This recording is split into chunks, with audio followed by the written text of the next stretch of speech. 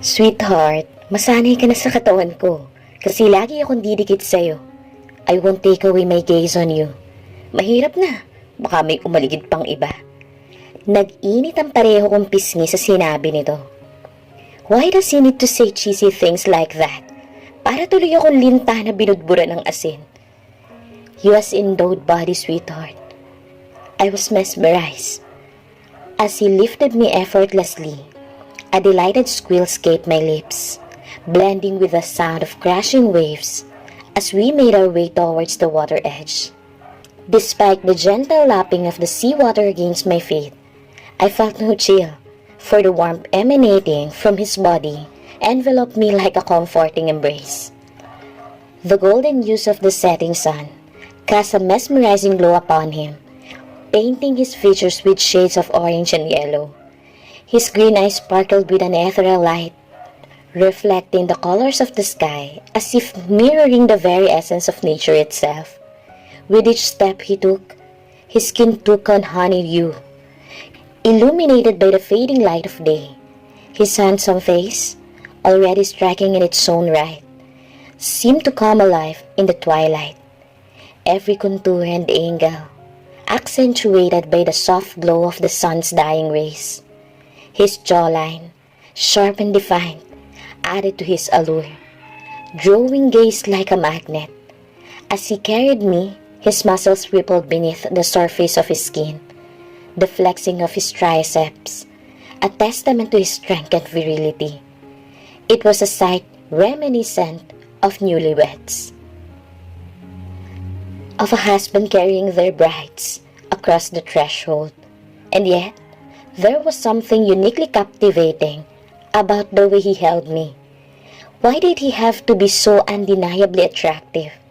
His chest, broad and imposing, felt as solid as rock beneath my fingertips, attest to his physical prowess and strength. His muscular physique, sculpted and defined, spoke of hours spent honing his body into a masterpiece of masculine perfection. But it was his eyes that truly captivated me, drawing me with their piercing intensity.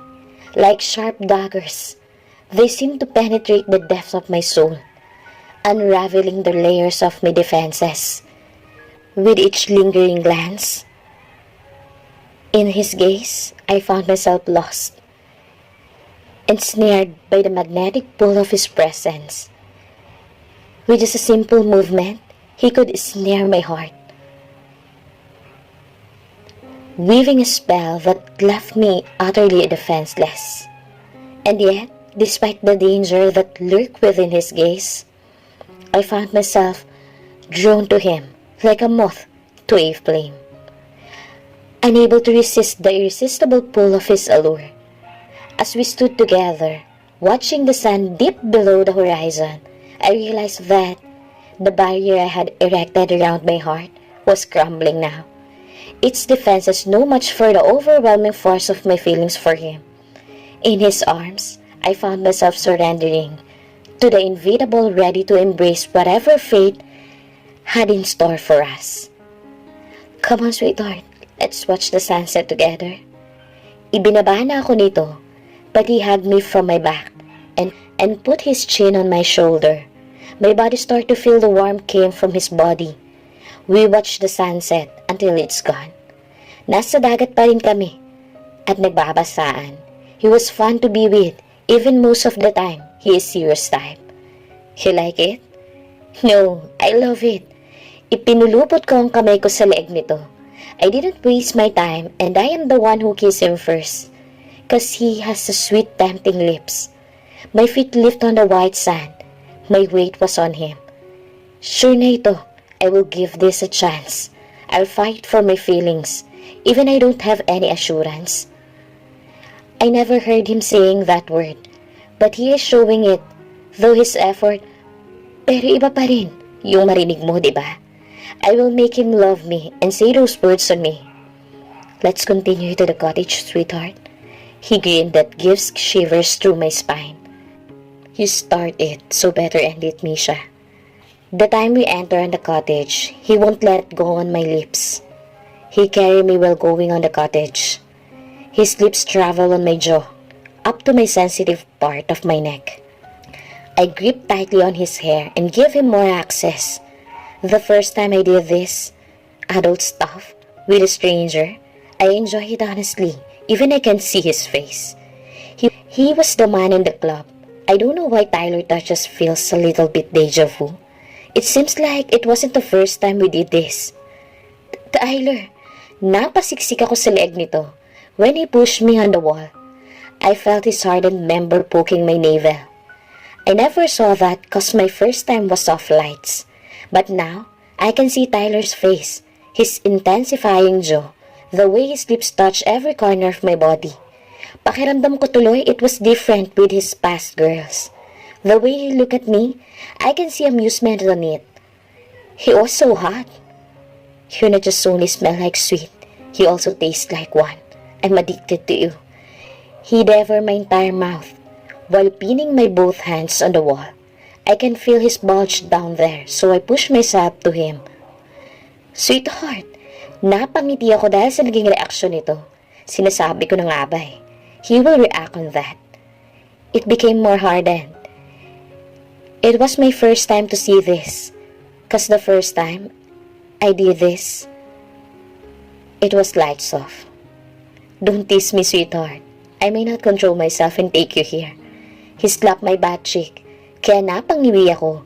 He carried me at binalibag ako sa kama. Masama ako siyang tiningnan. Hindi man lang nagdahan-dahan. You planned this? Bakit parang napakasosyal naman ang cottage na to? Yeah, I planned this, sweetheart. Alam ko naman kasing bibigay ka. I am the one who set this. Nagustuhan mo ba? I roamed my gaze around the place, and it was jaw-dropping.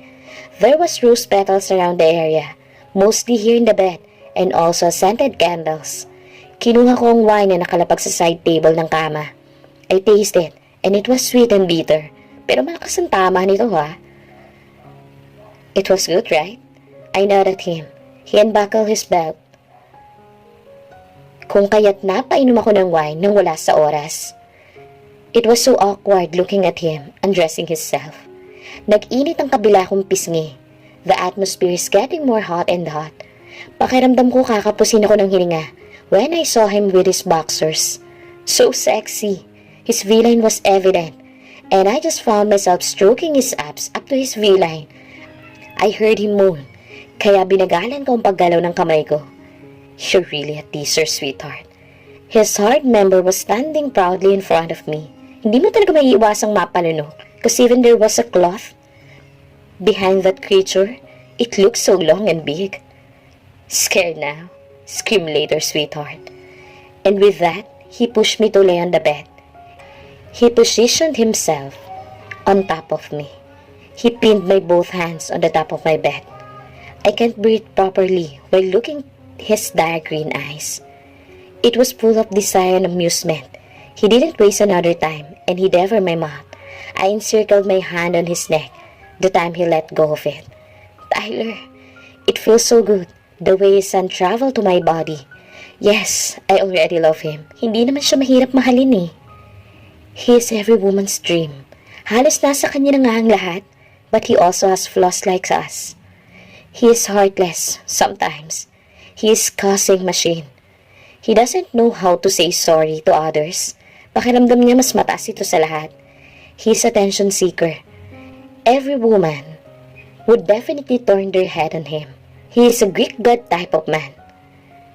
You're so obvious, sweetheart, while adoring me. Don't worry, I also adore you in this. I arched my body when he squeezed my breast. I didn't notice that. I hate you. Huwag mo kong hahalikan. Oh God, sweetheart. Kung tungkol yun sa nasabi ko kanina, I'm so sorry. Yes, I am an asshole back then. Pero ngayon ikaw lang. Trust me. I won't look on the other girls. What's the sense of that if the woman I like was in front of me na? Come on, stop crying. I let him shed my tears and kiss me passionately. Inaatake na naman kasi ako ng insecurities ko. Sorry na sipa pa kita. It's okay, bumawi ka na lang ngayon. Tyler! Napasigaw ako ng pagpalitin nito ng pwesto namin. I was now sitting on his abdomen. Oh God, unting galaw ko lang. He's such a tease. Nagising ako dahil sa sunod-sunod na pagkatok mula sa pinto. Naaalala ko nasa cottage nga pala kami. Na parang bahay na dahil sa mga gamit. I opened my eyes at nasilaw ko sa sinag ng araw na tumatagos mula sa kurtina. I removed Tyler's hand on my waist at tumayo ako. Sino naman kaya yun? Pinulot ko ang damit ni Tyler sa baba. Hindi na ako nag-abalang magsuot ng pambaba dahil mahaba naman sa akin ang damit ni Tyler. Hirap pa ako maglakad dahil halos ilang oras lang ako nakatulog. Sandali lang. Doña Matilda? Para ako naupo sa kandila nang makita ko si Doña Matilda sa harap ko. Oh God, Tyler, you bastard. Why you didn't tell me that your mother will come? Yes, Doña Matilda is Tyler's mother. Napakagatlabi ako at napalunok habang nasa harapan ko ang Doña. Nagtataka ako nitong tinignan. Sinuyod nito ang ayos ko. Oh my God. The time I saw her smirk, alam ko may ideya na siya kung ano nangyari kagabi. Damn you, Tyler. I will throttle your neck. You're so careless. He just told me last night that no one knows about this place and no one can disturb us. And how could he explain about Doña Matilda here in my front? It's not like I am sad seeing Doña Matilda here, but why she still need to see me in this state? Wearing her son's shirt?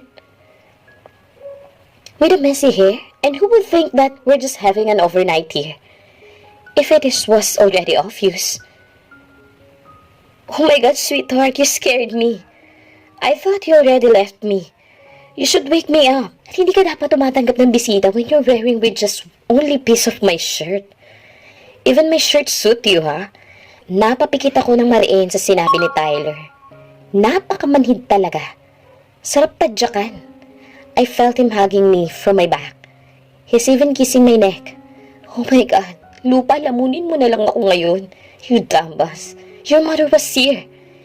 Hindi lang ang paghalik-halik niya sa aking balikat at batok ang problema ko. Tila wala kasi itong paki kung sino man ang bisita nila. And as he moved, I just felt his growing member. Oh great, he came up here naked. Hindi man lang nag-abala magsuot ng boxers. Let's go back on our bed, sweetheart. Let's have another round. Nabitin ako kagabi. Shit na malagkit. This is ridiculous. How could he say that? I was already shivering here in front of his mother. Do you mind, both of you, if I came on my vacation house before you two having another round? You should entertain your visitor first. Right, my bastard son? Oh, holy shit! Ma! Are you cursing me? Napaatras ako dahil sa lakas ng sigaw ni Doña Matilda. Ang gagong lalaking to, ginawa akong pananggalang. Sweetheart, don't move. I was naked, he whispered on my ear, as his mother kept attacking him. Halika rito at puputulin ko yan. Wala kayong kahihiyan, ha? Grabe kayo magkapatid. Oh my God! Napasigaw ko dahil sa gulat. Dahil pinagbabato na kami ng Doña Matilda. She was really angry. Mom, calm down. I was just... Careful, Mom, you might hurt my sweetheart. Iha, umalis ka dyan. Talagang tatamaan sa akin yung lalaking yan. Kahit gusto kong umalis, hindi ko magawa. Dahil maigpit ang pagkakahawak sa akin ni Tyler. Ito bang sinasabi niyang ayaw niya akong masaktan? Halos akong sumasalo ng pinagbababato sa kanya ng Doña Matilda. Nakarinig kami ng ring ng cellphone and it came from Doña Matilda. Doon lamang ito tumigil at kumalma. We both changed our clothes. At nang makababa na, naroroon si Doña Matilda nakaupo sa couch. It wasn't cottage at all. Mom, why are you here? I thought you're out of town. Ha? Talaga ba? You and your brother's scheme? Kilala ko na kayo. Come on, ang naisip mo at nandito kayong dalawa.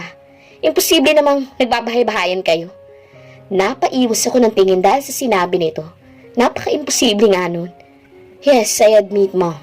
Something mabilis kong tinakpan ng bunganga nito. Hinampas sa braso. Talagang sasabihin pa nito, ha? At baka balak niya rin ikwento sa mami niya ang ginawa nila. Kailan pa naging kayo? Halos kararating mo lang ng Pilipinas, di ba, Kane Tyler? Mom, I'm still courting her. Umarko ang kilay nito sa sinabi ng anak. Bakit kasi napakarupok ko at ang bilis kong matukso? Who wouldn't be attracted, right? Lalo na at nasa tabi lang ang tukso. Nangihina ang tuhod ko sa bawat makahulugan niyang tingin. Nadadala ako sa bawat haplos niya at halik. Sa kanya lang ang nagre-react ang katawan ko ng ganito. I can easily attracted by him. Nanlaki ang mga mata ko nang hilahin ako ni Doña Matilda at paupuin sa tabi nito. Mommy! Tatayo sana si Tyler upang ibalik ako sa pwesto nito, pero kinutusan nito ng ina. He pout while looking at me. Why do you need to be so cute and hot at the same time, Tyler? This man is dangerous to my heart. Huwag mo kong matitigtitigan ng ganyan, ha? You should marry her as soon as possible. What? No! Imbis na magulat sa sinabi ni Doña Matilda, mas nagulat ako sa sinigaw ni Tyler. He don't want to marry me? Tila tinakasan ng kulay ang mukha ko. Napahawak ako sa dibdib ko. Why does it hurt like this? It feels like she's rejected. Nagtama ang mga mata namin. His green eyes was emotionless. Nag-iwas ako ng tingin. Why don't you show some emotion, Tyler? You're hurting me. The pain is too much to handle. I mean, it was too fast. Kami na lang ni Misha mag-uusap tungkol dyan, ma. I still need to clarify things from her. Right, Misha? Misha? He didn't call me sweetheart. Napangiti ako ng mapakla. I look at Doña Matilda. Nakitaan ko ng pag-aalala matanda. Don't pity me, please. Mas lalo ko nasasaktan. I smiled at Doña Matilda to give her assurance that I was okay, even if I'm not. Yes po, it was too fast. We're still adjusting po, and just let me and Tyler talk about that. I hold her hand and squeeze it. I look at Tyler, he smiled at me. You are an asshole, but why does my heart still beating for you? I hate it. I still want to be with you. Even you never talk about our status. You were courting me, but I feel like it was just a show. Hanggang sa makaalis ang Doña Matilda. Wala akong imik. Hindi ako tumitingin sa gawin ng binata. Pakiramdam ko na baliwala ako. I feel like what happened last night are just some of his show. Man will always be man who has needs. Kanina kitang-kita ko ang galit sa mata niya nang sabihin ng mami nito na pakakasalan ako. Kung sa bagay, he never told me he loved me. He just liked me. And I don't know if it's just in bed. Why are you so quiet, sweetheart? Is there something wrong? Naramdaman ko ang pag-angat ko sa couch. Pinaupo ulit ako nito sa kanyang hita. I just don't mind. Sweetheart, are you okay? Does he still hurt? I felt his hand going slowly on my legs. He was caressing it. At alam kong kapag hindi ako nagpapigil, iba na naman ang tutunguhan namin. I tried to take away his hand. At kahit nakatalikod ako mula sa kanya, alam ko na nagtaka ito. How can he act normal after confessing that he can't marry me? Bilang babae, masakit yun sa parte ko. Kitang-kita ko kanina sa mga mata nito ang pagtanggi at pag-aalinlangan. He is still not sure about me. Yung iniipon kong lakas para lumaban, tila nawala. Sweetheart, hindi ko na ito tinatapos pa na magsalita. Tumayo ako mula sa pagkakaupo sa hita nito. Nasira na ang araw ko. I suddenly remember my son. Antang ako. Meron pala akong anak na naghihintay sa akin. Hindi na ako dalaga. May mga gampani na ako. At mas bumigat ang responsibilidad. I should go home now, Tyler. My son is waiting for me. Hindi ako tumingin sa mga mata nito. Ayaw ko na munang sundin ang sarili kong kagustuhan. May panahon pa rin naman para ron. Pinaalam na kita sa anak natin. Anak natin? Ang sarap sanang pakinggan. Pero bakit pakiramdam ko palabas lang ang lahat ng to? Ayaw ko na masaktan ng anak ko. At oras na palabas rin lang ang pinapakita niya sa anak ko, hindi ko siya mapapatawad. Anak ko lang si Noah, Tyler. Hindi ikaw ang ama niya. Hindi ko alam kung guni-guni ko lamang yun o may nakita kong sakit na dumaan sa berde nitong mga mata. Pero mahirap na. I just want to protect my son. Sweetheart, ano na naman bang problema? It's just about marrying you. Ang babaw naman ang dahilan mo. Napakunot mo ako sa sinabi nitong mababaw. Mababaw pa ba yun? Kahit sino naman pangarap na mabigyan ng kumpletong pamilya ang anak nila. But on my situation, it seems so different.